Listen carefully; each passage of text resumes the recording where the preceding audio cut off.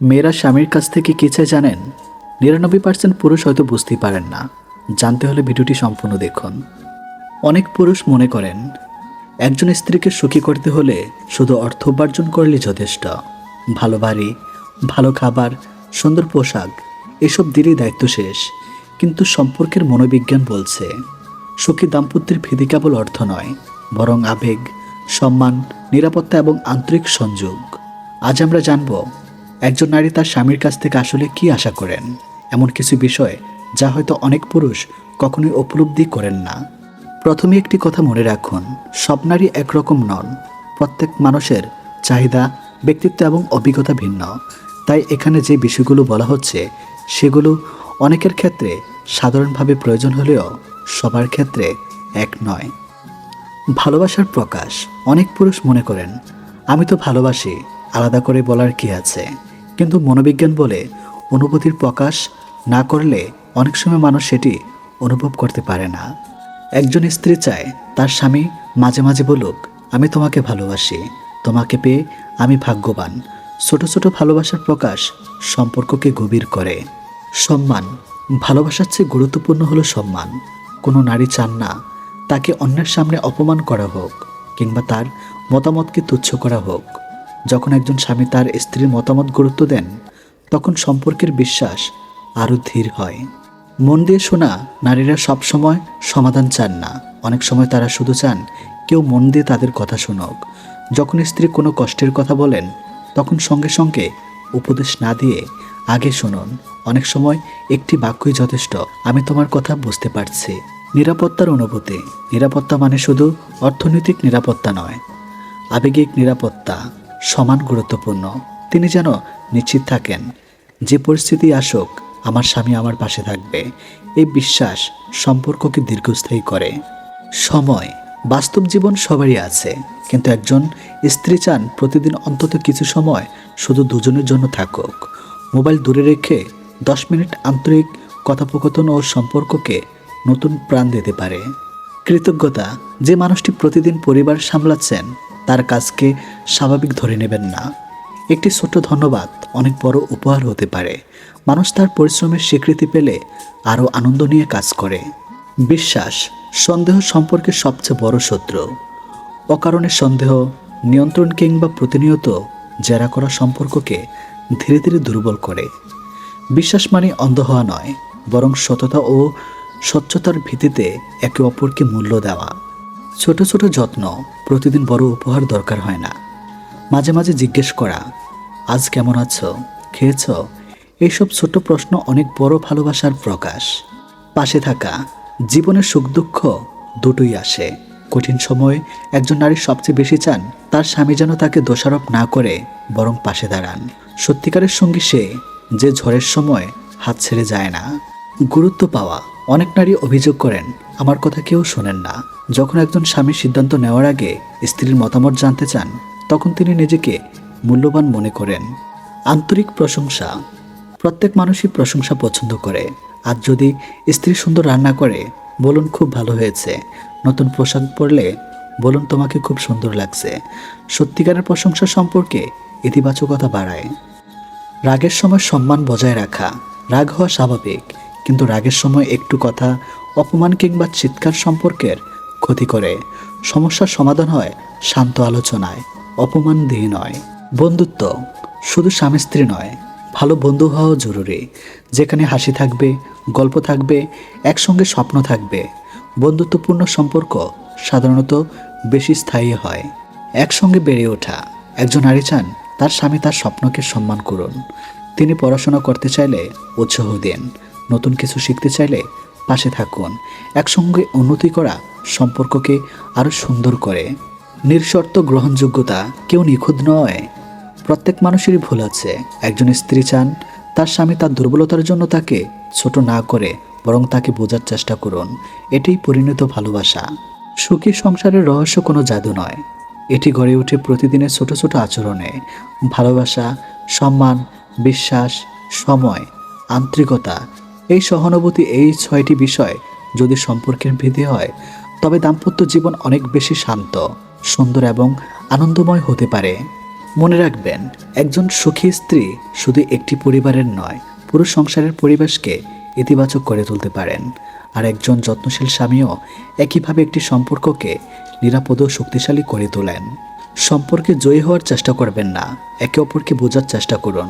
কারণ ভালোবাসা তখনই পূর্ণতা পায় যখন দুজন মানুষ একে অপরকে বদলানোর নয়, বোঝার চেষ্টা করেন। রাগের ওষুধ কি জানেন? যাদের রাগ বেশি তারা অবশ্যই দেখুন। মানুষের জীবনে এমন একটি অনুভূতি আছে যা মাত্র কয়েক সেকেন্ডের মধ্যে বছরের পর বছর গড়ে ওঠা সম্পর্ক ভেঙে দিতে পারে। সেই অনুভূতির নাম রাগ।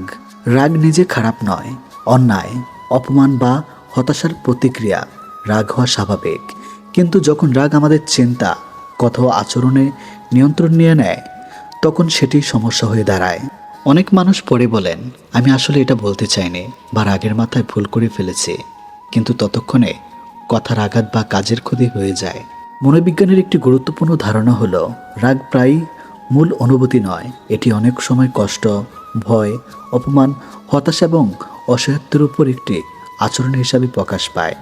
তাই শুধু রাগকে থামানোর চেষ্টা নয়, রাগের পিছনের কারণটিকেও বোঝা জরুরি। আজ আমরা এমন কিছু বাস্তব ও কার্যকর কৌশল নিয়ে কথা বলবো, যেগুলোকে রাগ নিয়ন্ত্রণের ওষুধ বলা যায়। এগুলো কোনো জাদু নয়, কিন্তু নিয়মিত চর্চা করলে আচরণে বড় পরিবর্তন আনতে পারে। রাগ উঠলে সঙ্গে সঙ্গে প্রতিক্রিয়া না দিয়ে নিজেকে কয়েক মুহূর্ত সময় দিন। গভীর শ্বাস নিন, 10 পর্যন্ত শুনুন, অথবা সম্ভব হলে কয়েক মিনিটের জন্য সেই পরিস্থিতি থেকে সরে যান। এই ছোট বিরতিই অনেক বড় ভুল থেকে বাঁচাতে পারে। অনেকেই ভাবেন সঙ্গে সঙ্গে জবাব দেওয়াই শক্তির পরিচয়, কিন্তু বাস্তবে নিজের আবেগ নিয়ন্ত্রণ করতে পারাই প্রকৃত শক্তি। একটি বিষয় মনে রাখবেন, রাগ কখনো হঠাৎ তৈরি হয় না, এটি ধীরে ধীরে জমে থাকে। দিনের পর দিন মানসিক চাপ, অপূর্ণ প্রত্যাশা, অবহেলা, অপমান আর নিজের অনুভূতি প্রকাশ করতে না পারার কারণে মানুষের ভিতরে একটি চাপ তৈরি হয়। তারপর এক সময় খুব ছোট্ট একটি ঘটনাও সে জমে থাকা আগুনকে বিস্ফোরণের মতো বের করে আনে। অনেকেই বলেন, আমি তো এমন ছিলাম না, আগে এত রাগ হতো না। আসলে মানুষ জন্মগতভাবে রাগী হয়ে জন্মায় না। জীবনের অভিজ্ঞতা, পারিবারিক পরিবেশ, কাজের চাপ আর মানসিক ক্লান্তি একজন মানুষকে ধীরে ধীরে রাগী করে তুলতে পারে। ভাবুন, একটি গ্লাসে যদি প্রতিদিন একটু একটু করে পানি ঢালা হয়, একসময় সেটি উপচে পড়বেই। মানুষের মন ঠিক তেমন। তাই শুধু রাগ কমানোর চেষ্টা করলেই হবে না, রাগ জমতে না দেওয়ার অভ্যাসও তৈরি করতে হবে। এখন প্রশ্ন হলো, রাগের সবচেয়ে বড় ওষুধ কি? উত্তর হলো, নিজেকে বোঝা। আপনি যদি বুঝতেই না পারেন ঠিক কোন পরিস্থিতিতে আপনার রাগ বেড়ে যায়, তাহলে সেই রাগ নিয়ন্ত্রণ করবেন কিভাবে? তাই আজ থেকেই একটি ছোট্ট অভ্যাস করুন। যখন রাগ হবে, নিজেকে 3টি প্রশ্ন করুন। প্রথম প্রশ্ন, আমি আসলে কিসের জন্য রাগ করছি? দ্বিতীয় প্রশ্ন, আমি কি সত্যি ঘটনাটির জন্য রাগ করছি, নাকি আগের কোনো কষ্ট আজ বেরিয়ে আছে? তৃতীয় প্রশ্ন, আমি এখন যা বলতে চাচ্ছি সেটা কি 1 ঘন্টা পরে বললেও একইভাবে বলতাম? এই 3টি প্রশ্নই অনেক সময় একজন মানুষকে বড় ভুল করা থেকে বাঁচিয়ে দেয়। আরেকটি গুরুত্বপূর্ণ বিষয় হলো, রাগের সময় সিদ্ধান্ত নেওয়া উচিত নয়। রাগের সময় মানুষের মস্তিষ্কের যুক্তিভিত্তিক চিন্তা করার ক্ষমতা কমে যায়। তখন মানুষ এমন কথা বলে বা এমন কাজ করে যার জন্য পরে অনুশোচনা করতে হয়। তাই যদি খুব বেশি রাগ হয়, তখন কোনো সম্পর্ক ভাঙার সিদ্ধান্ত নেবেন না, চাকরি ছাড়বেন না, কাউকে অপমান করবেন না, কিংবা সামাজিক মাধ্যমে আবেগের বশে কিছু লিখবেন না। কারণ রাগ কয়েক মিনিট স্থায়ী হতে পারে, কিন্তু তার পরিণতি অনেক বছর ধরে চলতে পারে। একজন জ্ঞানী মানুষ বলেছিলেন, রাগের মুহূর্তে নীরবতা অনেক সময় 1000 কথার চেয়ে বেশি শক্তিশালী। এই কথাটির গভীরতা বোঝার চেষ্টা করুন। অনেকেই মনে করেন চুপ থাকা মানে দুর্বলতা, কিন্তু বাস্তবে নিজের জিহ্বাকে নিয়ন্ত্রণ করতে পারা পৃথিবীর সবচেয়ে কঠিন কাজগুলোর একটি। যে মানুষ নিজের রাগকে নিয়ন্ত্রণ করতে পারে, সে অন্যকে সম্মান করতে শেখে। আরেকটি বিষয়, আপনি কি লক্ষ্য করেছেন, যাদের আত্মসম্মান ধীর তারা সাধারণত খুব সহজে রেগে যান না। কারণ তারা জানেন প্রত্যেক কথার উত্তর দিতে হয় না, প্রত্যেক অপমানের প্রতিশোধ নেওয়া জরুরি নয়। অনেক সময় নীরবে নিজের উন্নতি করার সবচেয়ে বড় জবাব। এখন আসে আরেকটি গুরুত্বপূর্ণ বিষয়ে, রাগের সময় শরীরও আপনাকে সংকেত দেয়। হৃদয় স্পন্দন বেড়ে যায়, শ্বাস দ্রুত হতে থাকে, হাত কাঁপতে পারে, মুখ শক্ত হয়ে যায়, অনেকের কণ্ঠস্বর বদলে যায়। এই লক্ষণগুলো দেখলেই বুঝবেন এখনই থামতে হবে। এই সময় 5টি গভীর শ্বাস নেন, ধীরে ধীরে শ্বাস নেন, ধীরে ধীরে ছাড়ুন। এতে শরীরের উত্তেজনা কমতে শুরু করে। মনে রাখবেন, আপনি যদি নিজের শরীরকে শান্ত করতে পারেন তাহলে মনও ধীরে ধীরে শান্ত হতে শুরু করবে। আরেকটি বড় ভুল আমরা প্রায় সবাই করি, আমরা রাগের সময় মানুষকে আক্রমণ করি, সমস্যাকে নয়। ধরুন আপনার সন্তানের একটি ভুল হয়েছে, আপনি যদি বলেন তুই কোনো কাজের না, তাইলে আপনি সমস্যার সমাধান করছেন না, বরং তার আত্মবিশ্বাস ভেঙে দিচ্ছেন। কিন্তু যদি বলেন তোমার এই কাজটি ঠিক হয়নি, আমরা কিভাবে এটি ঠিক করতে পারি, তাহলে সম্পর্ক থাকবে, সমাধানও হবে। এটি পরিণত মানুষের আচরণ। বন্ধুরা, মনে রাখবেন, রাগ দিয়ে মানুষকে ভয় দেখানো যায়, কিন্তু ভালোবাসা পাওয়া যায় না। চিৎকার করে মানুষকে চুপ করানো যায়, কিন্তু সম্মান আদায় করা যায় না। সম্মান আসে আচরণ থেকে, বিশ্বাস আসে ধৈর্য থেকে, আর সুন্দর সম্পর্ক তৈরি হয় সংযম থেকে। বন্ধুরা, একটি কথা আজীবন মনে রাখবেন, রাগ জয় করার অর্থ অন্যকে হারানো নয়, বরং নিজের দুর্বলতাকে জয় করা। পৃথিবীর সবচেয়ে শক্তিশালী মানুষ সেই নয় যে অন্যকে ভয় দেখাতে পারে, সবচেয়ে শক্তিশালী মানুষ সেই যে নিজের রাগের মুহূর্তে নিজের বিবেককে হারিয়ে ফেলেন না।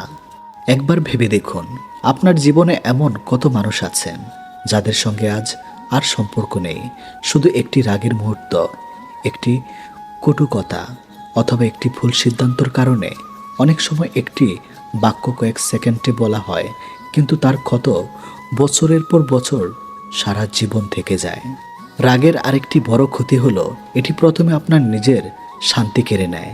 যে মানুষ সবসময় রাগে জ্বলে, সে নিজে সবচেয়ে বেশি ক্লান্ত থাকে, তার ঘুম নষ্ট হয়, মন অস্থির থাকে, ছোট ছোট বিষয়ে বিরক্তি তৈরি হয়। ধীরে ধীরে পরিবার, বন্ধু এবং সহকর্মীরাও দূরে সরে যেতে শুরু করে। তাই আজ থেকে একটি নতুন সিদ্ধান্ত নেন, প্রতিদিন রাতে মাত্র 5 মিনিট নিজের দিনটি পর্যালোচনা করুন, নিজেকে জিজ্ঞেস করুন, আজ আমি কোথায় অযথা রেগে গিয়েছিলাম? সেই পরিস্থিতিতে আরও শান্তভাবে আচরণ করা কি সম্ভব ছিল? আগামীকাল আমি কিভাবে আরও ভালোভাবে প্রতিক্রিয়া জানাবো? এই ছোট অভ্যাস ধীরে ধীরে আপনার ব্যক্তিত্ব বদলে দিতে পারে। আরেকটি বিষয় মনে রাখবেন, সব যুদ্ধ জেতা জরুরি নয়। কিছু তর্ক থেকে সরে আসাও জয়, কিছু কথার উত্তর না দেওয়াই প্রজ্ঞা, কিছু মানুষকে ক্ষমা করে সামনে এগিয়ে যাওয়া আত্মসম্মানের পরিচয়।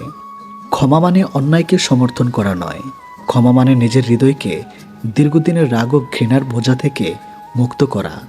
কারণ যতদিন আপনি রাগ আগলে ধরে রাখবেন, ততদিন সেই রাগের বন্দী হয়ে থাকবেন আপনিই।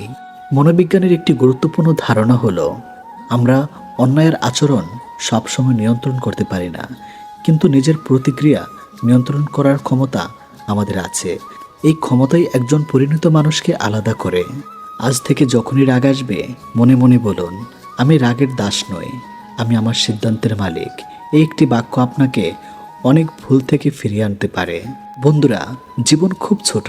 অহংকার, প্রতিশোধ আর অপ্রয়োজনীয় রাগে জীবনের মূল্যবান সময় নষ্ট করবেন না, বরং এমন একজন মানুষ হওয়ার চেষ্টা করুন যার উপস্থিতিতে অন্যরা নিরাপদ বোধ করে, যার কথায় মানুষ শান্তি পায়, যার আচরণে সম্মান প্রকাশ পায়। মনে রাখবেন, রাগ মুহূর্তের শক্তি দেয়, কিন্তু ধৈর্য সারা জীবনের শক্তি দেয়। রাগ সম্পর্ক ভাঙে, কিন্তু সংযম সম্পর্ক গড়ে। রাগ মানুষকে একা করে দেয়, কিন্তু সুন্দর আচরণ মানুষকে সবার প্রিয় করে তোলে। তাই আজ থেকেই নিজের জীবনে একটি প্রতিজ্ঞা করুন, আমি রাগকে নয়, বিবেককে অনুসরণ করব। আমি প্রতিশোধকে নয়, প্রজ্ঞাকে বেছে নেব। আমি চিৎকার নয়, শান্ত ভাষায় নিজের কথা বলবো। কারণ আমার আসল শক্তি আমার রাগ নয়, আমার আত্মনিয়ন্ত্রণ। যদি আপনি এই অভ্যাসগুলো নিয়মিত চর্চা করেন, তাহলে শুধু আপনার রাগই কমবে না, আপনার সম্পর্ক, ব্যক্তিত্ব এবং মানসিক শান্তিও আগের চেয়ে অনেক বেশি সুন্দর হয়ে উঠবে। রাগের সবচেয়ে বড় ওষুধ কোনো ট্যাবলেট নয়, রাগের সবচেয়ে বড় ওষুধ হলো সচেতনতা, ধৈর্য, আত্মনিয়ন্ত্রণ এবং প্রতিদিন নিজেকে একটু একটু করে বদলে ফেলার ইচ্ছা। ধন্যবাদ। ভালো থাকুন, শান্ত থাকুন, আর নিজের জীবনের সেরা সংস্করণ হওয়ার চেষ্টা করুন। আবার দেখা হবে নতুন একটি মনস্তাত্ত্বিক ও মোটিভেশনাল আলোচনায়। ভালো লাগলে সাবস্ক্রাইব করুন, আইডিতে ফলো দিন এবং লাইক কমেন্ট শেয়ার করতে ভুলবেন না। অনেকেই বলেন আমার কপালটাই খারাপ, কিন্তু সত্যি কি কপালই সব ঠিক করে দেয়, নাকি আমাদের কিছু অভ্যাস, কিছু ভুল সিদ্ধান্ত আর কিছু ভুল মানুষকে আঁকড়ে ধরে থাকার কারণেই দুঃখ আমাদের জীবনের সঙ্গী হয়ে দাঁড়ায়? আজ আমরা এমন কিছু মানুষের কথা বলবো যারা নিজের অজান্তেই সারা জীবন কষ্টকে নিজের জীবনের অংশ বানিয়ে ফেলেন। প্রথমত, যারা নিজের মূল্য বুঝতে পারে না। যে মানুষ সবসময় অন্যকে খুশি রাখতে গিয়ে নিজের অনুভূতি, নিজের সম্মান আর নিজের সুখকে বিসর্জন দেয়, সে একসময় ভেতর থেকে ভেঙে পড়েন। মনে রাখবেন, যে নিজেকে ভালোবাসতে পারে না তাকে অন্য কেউ দীর্ঘদিন সম্মান করতে পারে না।